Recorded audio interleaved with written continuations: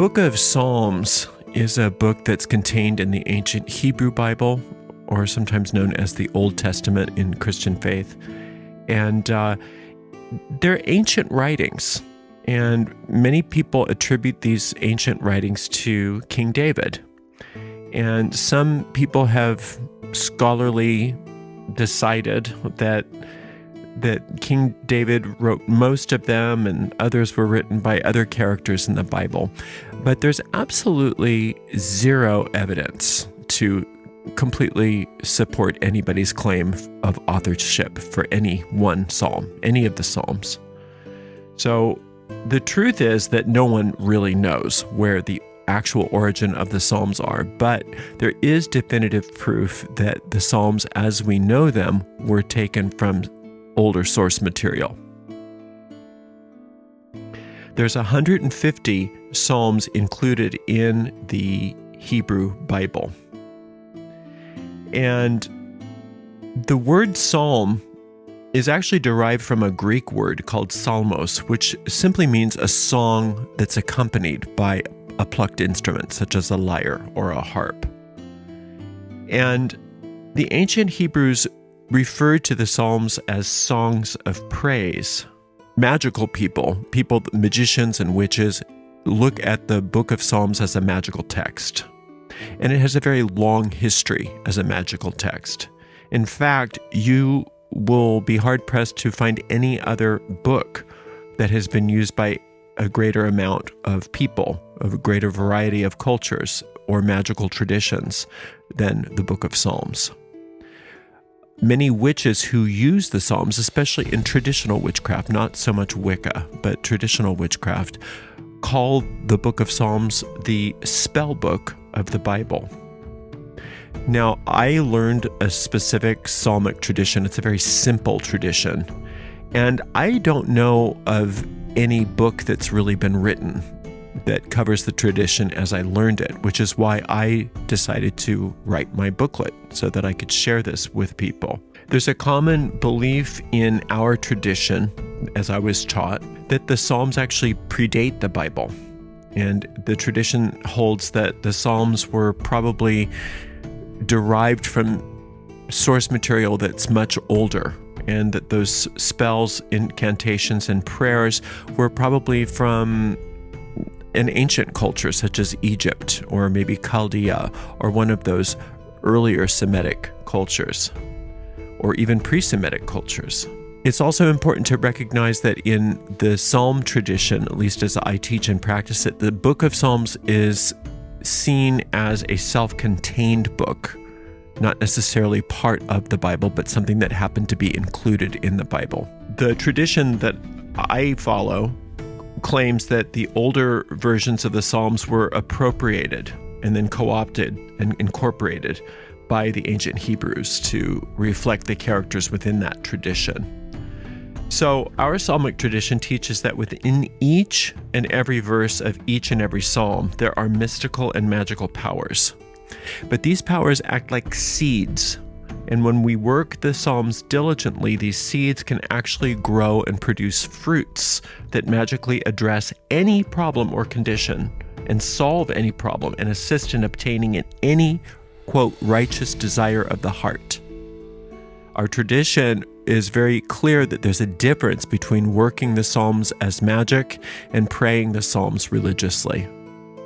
So, praying the Psalms religiously might be something like supplicating to a deity. Usually that deity in religions are seen as something that's separate, something that's distinct from the person praying. Usually the people that pray in this way believe that some external deity is going to grant them some sort of favor or mercy or help them in some way. But in magic, when we use Psalms, it's different. We view the Psalm as a spell. And the Lord, as it's called in the Psalms, is seen as the Godhead, the power source, or the Force. You could almost even think of the Force as is depicted in the Star Wars mythology. We see that this force is pre-gender. It's the life force itself of the entire universe. There's no opposite to this force. It is the one source of all power. And it's not bound by any religion, by any dogma, by any creed, or any practice. And this force is viewed as not being separate from the practitioner, but we see ourselves as an extension of this power. So rather than concerning ourselves with so much about the history of the Psalms, what we really do in this tradition is look for effectiveness, magical effectiveness. So if the scholars find proof that the Hebrews really did write these and they didn't come from an older source, it wouldn't matter one bit, because we look at a tradition as being a context for our magic, and we know that it works. So what matters is whether it works. Results are our proof. So if we follow simple guidelines as outlined in the tradition, and as I'm going to outline for you, and as I outlined in my booklet, then you will also have magical effectiveness. To work psalm magic, you don't need anything but a psalm. It doesn't matter where you read the psalm from. You can read it from a Bible. You can read it from a book of Psalms. You can read it from an app on your phone. A lot of times you will see a lot of rituals that are incorporated in psalm magic, such as candles, incenses, talismans, herbs, washes, hidden secret God names. Many times psalm practitioners who claim to be working psalm magic will tell you or try to convince you that unless you know their little secret gizmos, that the psalms won't have the power for you. And that's not true. You do not need anything but the psalm itself. Now, you can use other things. That's one cool thing about the psalms as a magical system, is you can incorporate anything you want with them and they'll be just as effective. But you can use nothing but the psalm and they'll still be just as effective. It's really up to your preference and up to your aesthetic and what makes you feel best. There's no restrictions whatsoever to using rituals or perfumes or talismans. You can do anything like that you want to, but you don't have to. In my booklet, and I'll show you how to get the booklet and how to use the booklet in a minute, you're going to find a list of traditional uses for each of the psalms. This is not exhaustive. These are just a couple of little ideas to get you started. There are so many different ways that each psalm can be used and have been used. And the secret that a lot of people either don't know about or don't want you to know about is that ultimately any psalm can be used for any purpose. I'm going to say that again. Any psalm can ultimately be used for any purpose. This means that you don't have to worry that you chose the wrong psalm. Every psalm will eventually get you to where you need to go. Some psalms are going to get you there in a more direct manner. So if you're looking for prosperity, if you find a psalm that deals with prosperity, you're going to get there faster and more directly. But if you just open the book to any place and you read that psalm and you work it properly like I'm going to teach you how to do, you'll still get where you need to go. You might just take the scenic route. So do not worry about finding the wrong psalm. Any psalm can ultimately be used. What you do need, though, is to work the psalm rather than just read the psalm. A lot of people believe that the words themselves have some sort of magical power, and that if they recite them, especially in a very dramatic tone of voice, that somehow the vibrations are going to move out and make things happen for them. And that's not how it works, at least not the way that it was taught to me. It's much more sophisticated than that. The psalms must be worked in a two-step process called the Psalm Magic Formula, and it's a very simple formula. Step number 1 is you read your chosen psalm all the way through without stopping out loud. We call that the incantation. Now, if for some reason you're in a place where you can't read out loud, you can read it silently, but in your mind, try to hear it as if it was being spoken out loud. So that's your first step. The second step is that you go back through the psalm. You read through it again, very slowly, verse by verse, and you search, dig, find, and contemplate any hidden occult meanings within each verse. You contemplate how these hidden meanings might apply to the particular spell that you're working. And through this process of digging, searching, and finding and applying, that is how the great magic of this tradition actually works. Not just through the reading of it, although that is an important part of it, but it's through the second step. I view each and every psalm as containing infinite packets of magical seeds that, once planted into the fertile ground of our deep minds by using this formula, will take root, grow, blossom forth, and then bear fruit after their own kind. And like any effective magic, it is done through the reconditioning of your deep mind. And so the way that you recondition your deep mind is through the process of repetition. That means that you keep reworking the same psalm each and every day, sometimes even multiple times a day, until you get a sense of peace and certainty. You can go onto arielgatoga.com/psalmbook if you don't have this booklet. It's arielgatoga.com/psalmbook, and you're going to get this landing page. And all you have to do is fill this out. You just put your first name and your email address. Then you'll get a little email that says to confirm, and you don't respond to the email to confirm. You click the little confirm button in the email, and then you'll be sent an email with a link to the psalm book. What you'll get is this booklet, and it'll teach you all about the psalms, and then you will get this list of each and every psalm and some suggested uses for each and every psalm. And then you'll get a list of some words that you might find in the Psalms that will help you to understand, like, well, I wonder what Babylon means. It means a city of confusion, thought forms within one's mind which cause confusion. Wonder what it means when it's talking about Egypt. Egypt in this sense usually means materialism or consciousness of the body only, and nothing outside of our body. Why is feet being talked about so much in the psalm? Feet represents possibly understanding, etc. So there's just a few. I mean, this is not exhaustive. This is just a few of the words that you might find in there. There are some psalm collections that are recommended. Now, the main three collections that we talk about are the contractual psalms. There's 5 of those. And the contractual psalms are basically the mini psalm book.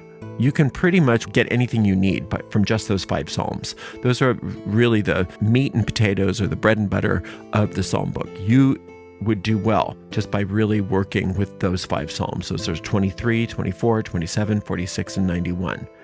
Then there's another set of psalms, 1, 2, 3, 4, 5, 6, 7 psalms called the purification psalms. These are very important psalms because if you can work this collection, you will usually be able to eliminate negative conditions in your life, no matter what they are.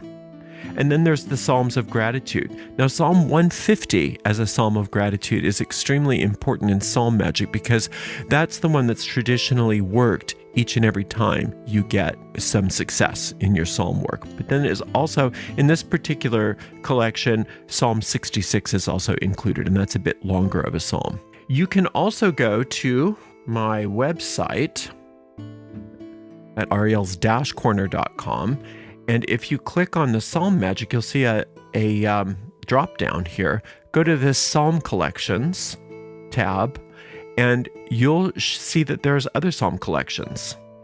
So we put the contractual Psalms in there, the purification Psalms, but then we've got the Golden Psalms, the Ascension Psalms.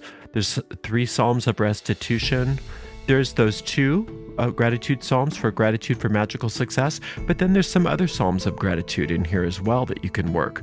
I've got a list of the prosperity psalms, the healing psalms, psalms of protection, and there's even some psalms for employment. And I'm adding more and more psalm collections each and every week, so just keep checking back there. Just one thing that you want to make sure that you scroll through some of these to find all the psalms. One of the drop-down menu items says Psalm Spell Videos, and you'll see that there is a list of all 150 psalms in here.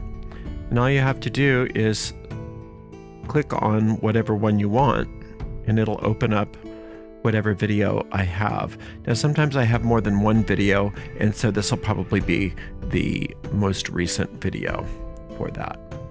Now, also, we have the same thing available to you should you be looking at these psalm collections. Each one of these, if you click on it, will open up the video for that particular psalm. Now, the thing about these psalm collections is that you can take a psalm collection and work it on one particular issue, goal, or problem. So let's say that you had a healing issue. You'll see that there's 1, 2, 3, 4, 5, 6 healing psalms. So you would take this whole collection and work one psalm a day for 6 days. Once you got to the end of the 6 days, you would reassess and you would say, do I feel peace and certainty about the situation? If you do, then you know that you're done, and that sense of peace and certainty is an indication that that manifestation that you desire is imminent. If you don't have peace and certainty about that, that's fine. You work it again. You do another 6-day process where you take one psalm each day from this collection. You could do the same thing with the protection psalms. 1, 2, 3, 4, 5, 6, 7, 8, 9, 10, 11 protection psalms. So that would be an 11-day spell. You could do that with this prosperity psalms, which is 1, 2, 3, 4, 5, 6, 7 days, etc. This restitution psalm collection is only 3, so you could do a 3-day spell. On one day you do Psalm 32, one day you work Psalm 51, and one day you work Psalm 85. And then at the end of that 3 days, you would reassess your feeling about that situation. And if you have a sense of peace about it, if you feel at peace with the situation, you know that the manifestation is imminent. If you don't feel peace with that situation yet, then work another cycle, etc. The same thing can be done with the contractual psalms. You can work these 5 contractual psalms on anything. It doesn't matter what category it is, on anything.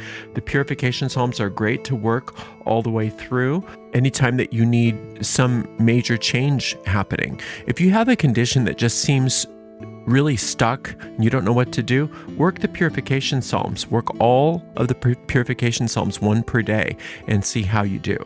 I've got a blog post that tells you about the Golden Psalms and the Ascension Psalms, and I also have a video about the Golden Psalms and the Ascension Psalms that you can read.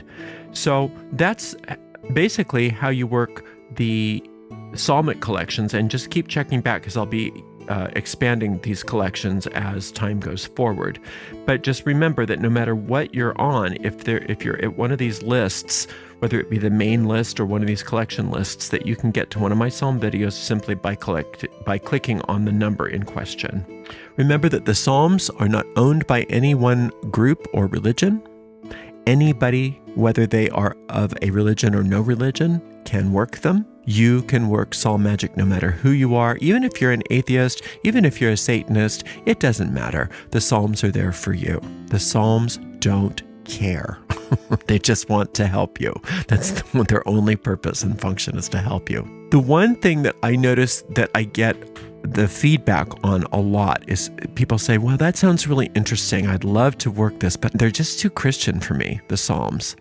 I'd like to remind you that even if you believe that King David wrote the Psalms, that would put the Psalms as being very, very pre-Christian. Very pre-Christian, centuries older than Christianity, but it's probably a great deal older than David. So the Psalms are probably the most ancient magical book that we have access to, much more ancient than the Keys of Solomon, much more ancient than Picatrix, much more ancient than any other magical text. So if you're looking for ancient magic, you can't find anything more ancient in print than the book of Psalms. It's just that the Psalms don't come right out and say, hey, magic book. In fact, it's where some of the magic was hidden. It was hidden inside of a religious book, where people would probably never look for it. They wouldn't look to open their Bible to find a spell book,